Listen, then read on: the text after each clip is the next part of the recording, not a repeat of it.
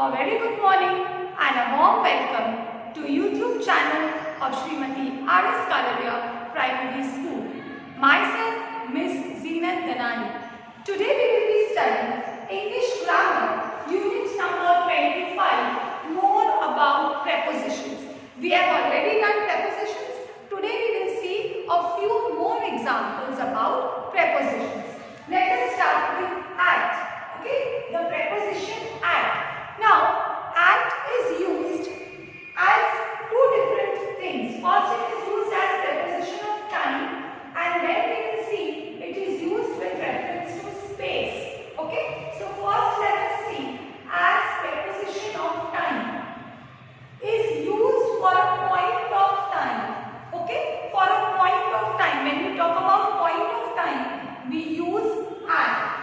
Example, he came at sunset. We are talking about a particular point of time that he came at sunset. Or one more example, at an early hour this morning, the hall was full of noise. At an early hour, you are talking about a point of time. At an early hour this morning, the hall was full of noise. Or we can say he will start at 5 o'clock in the morning. At 5 o'clock. You are talking about a point of time. He will start at 5 o'clock in the morning. If you talk about with reference to space, it is used for small places, villages and small towns. When you talk about small places, small villages, small towns, we use at. Example, I met her at the station. Station is not very big, not a big country or a city. So I met her at the station. She lives at A11 Maharani Bagh. You are talking about a particular address. You are not talking about a big city. So he lives at A11 Maharani Bagh. He lives at Mandsaur in Rajasthan. Mandsaur is a small place and Rajasthan is a big city. Okay, so when we talk about small places, villages and small towns, we use at. Next we will see in. In is also used as prepositions of time and with reference to space. So first let us see in as preposition of time. Is used for a period of time. Children, at was for a point of time and in is used for a period of time. A period of time when something happens. He was born in 1950. 1950 is a period of time. He was born in 1950. In this month, many famous men died. In this month, you are talking about a period of time. In this month, many famous people died. And when we talk about with reference to space, is used for larger places, countries and large towns. At was used for small places, villages and small towns. Similarly, in is used for big places, big cities, big countries. Example, he lives in Delhi. Delhi is a big place. He lives in Gujarat. Okay. He lives, I met him in Uttar Pradesh. Uttar Pradesh is a big place. He lives in Rajasthan. So when we talk about big places, large countries, cities, we use in. And when we talk about small places, villages or towns, we will use at. So remember, at can be used as preposition of time and with reference to space. At is for a point of time and in is used for a period of time. Point of time is 5 o'clock, sunset, early morning, and period of time is in this month. When you talk about a particular year in 1950, that is a period of time. Now we will see the use of the preposition by. Okay, by and with. By is used after verbs in the passive. We have already done active and passive voice, so you know what is passive. By is used after verbs in the passive to express the agent or doer of the action. That means the subject. Agent or doer of the action expressed by the verb. And with this used with the instrument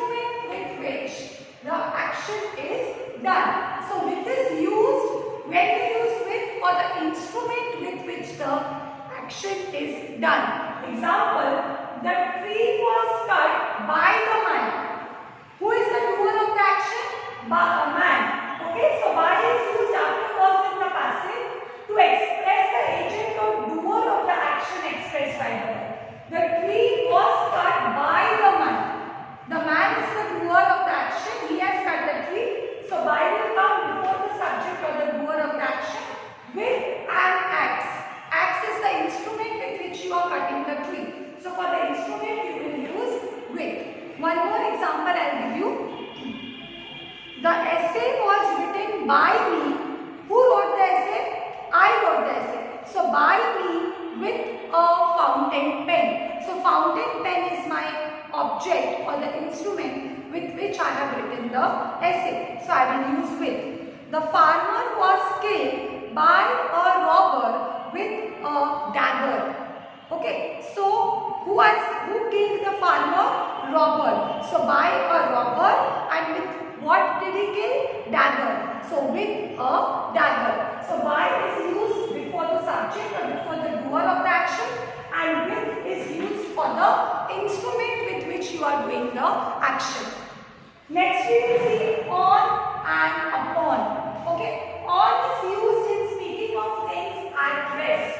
When something is at rest, it is not in motion, we will use on. We sat on the ground. You are sitting on the ground, you are at rest, you are not moving. And upon is used in speaking of things in motion.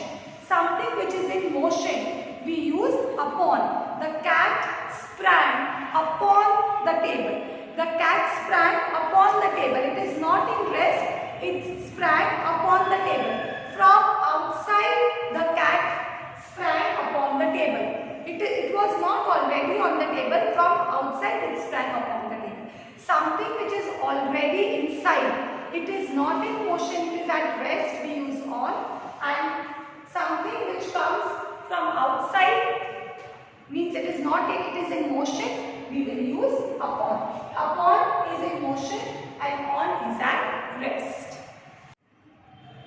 Now we will see the use of the preposition in and into. When we use in and when we use into. In implies a state of rest or position inside anything. When something is already inside something, it is at rest, it is not in motion. Something is inside something. Example, he is in his room. Already he is in his room. From outside he is not coming in his room. Already he is in his room. He is in a position of rest, and from before he is in his room. He is not coming from outside.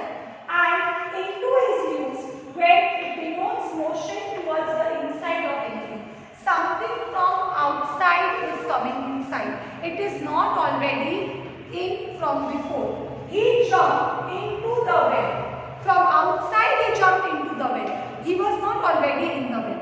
So we use one more example I can give you. He fell into the river. From before he did not fall. He fell into the river. From outside he fell into the river. So in is used when something is already inside something from before, and into is used when something from outside comes inside something. Next we will see again in denotes the end of some future period. It denotes the end of some future period. Example, he will return in a week. Okay, that means at the close of means what? He will return in a week. By the end of the week he will return. Okay, in a week, future period. It denotes the end of some future period. In a week he will return. By the end of the week he will return. And when do we use within? Within means before the end of that person will or that action will take place. He will return within a week. In less than. Within a week means that before the week ends, he will return. In less than a week. That means the week will not end. Within a week means before the week ends, he will return. And in means he will return in a week at the close of it. That means he can also return on the last day of the week. So in is used for the end of some future period, and within means before the end of. Before the end of, within a week, in less than a week he will return. So you have to understand in and into and in and within. In is at rest, then something from is already inside from before, and into means something from outside is coming inside. We will see the usage of since, for, before, for and after. Let us start with since. Since is used to denote a point of time in the past. When we talk about a point of time in the past, we use since. He has been sleeping since 6 o'clock. 6 o'clock is a point of time. He has been sleeping since 6 o'clock. Okay? Past. 6 o'clock is over. He started sleeping from 6 o'clock. So he has been sleeping since 6 o'clock. Past time. For is used to denote a period of time in the present, past or future. Remember children, for we use to denote a period of time. Since is a point of time and for is a period of time in the present, past and future. It denotes all the tenses, but since is only used for the past and for is used for all the tenses, and it is a period of time. Example, he has been sleeping for the past 4 hours. 4 hours is not a point of time, it's a period of time. So we cannot say he has been sleeping since 4 hours, because 4 hours is a period of time and we use since for point of time. So we will say that he has been sleeping for the past 4 hours because it is a period of time. And remember that since can be used only in reference to past time. Like I told you, I have been unwell since Monday. Since Monday I am unwell. Point of time. Okay, past, in the past. Suppose today is Friday or Saturday and you are saying that I have been unwell since Monday. Monday is already gone, past. And from can be used with all the tenses of the verb, present, past and future, like I told you. He begins school from Monday. Present, he began Sanskrit from the age of 5. Past, now he is not 5. He is more than 5. Okay, but he began Sanskrit from the age of 5. Past, he will become a regular student from today.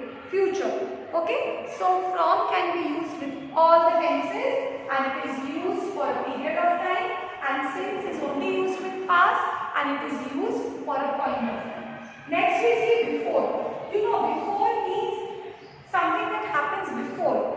Before is used in negative and affirmative sentences. Affirmative sentences are also known as positive sentences. So before is used in negative and affirmative sentences to denote a point of future time. Example, I shall be there before 6 o'clock. Before 6 o'clock you will reach there. Okay, it's an affirmative sentence. Remember children, before is used with both negative and affirmative sentence. With affirmative also you use before and with negative also you use before. I shall be there before 6 o'clock, it's an affirmative sentence. I shall not be there before 6 o'clock, because we have used the word not, it is a negative sentence. For is used with negative sentences to denote a period of future time. For is period and it is used with negative sentences. Like I told you, before is for a point of time and it is used with affirmative and negative sentences, but for is used with negative sentences to denote a period of time. Example, I shall not be there for an hour. It's a period of time. We are not talking about point of time, particular hour. We cannot say I shall not be there before an hour. No, because an hour is a period of time. And the period of time we use for. I shall not be there for an hour, and for is used with negative sentence. Next we see after. After is used to denote the end of a period of time in the past.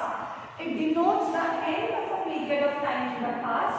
Example, she came after a week when the week was over. She came after a week. You are talking about a past time when the week was over. She came after a week. Okay? So we use after when to denote the end of a period of time in the past. She came after a week when the week was over. Now we can see the usage of between, among, beside and besides. Between is used in speaking of two persons or things. When we talk about two people, only two people or two things we use between. He stood between two girls, or you can say a quarrel arose between the two sisters. Whenever you are talking about two persons or two things, we use between. And among is refers to more than two persons or things. Among means more than two. It can be 3, it can be 4, it can be 100, more than 2. Okay? Example, the soldiers quarreled among themselves. The soldiers, you know that there are more than 2 soldiers, there are never 2, 3 soldiers. So the soldiers quarreled among themselves. The 6 brothers are always quarreling among themselves. So when we talk about more than 2 persons or things, we will use among, and when we talk about 2 persons or things, we will use between. And the last one is beside and besides. Beside means by the side of. Near, you can also say near or by the side of. She sat beside me. She sat by my side. Or the girl walked beside her mother, by the side of her mother, near her mother. Okay, beside. And besides means in addition to. Okay, in addition to. Besides, example, besides advising her, he helped her with money. That means he advised her, and in addition to the advice, he also helped her with money. Besides being fined, he was imprisoned. He was fined, and on top of that he was jailed. He was imprisoned. So besides means that in addition to something, you do something, and in addition to that you do some other thing. Besides eating chocolates, he also ate ice cream. That means he ate chocolates and he also ate ice cream. So children, here we finish with our prepositions. You know that prepositions denote relationships, and they are very important. You should know when to use which prepositions. When to use since, when to use for, when to use between, when to use among. So just go through all of them. I hope you have enjoyed. See you soon. Thank you.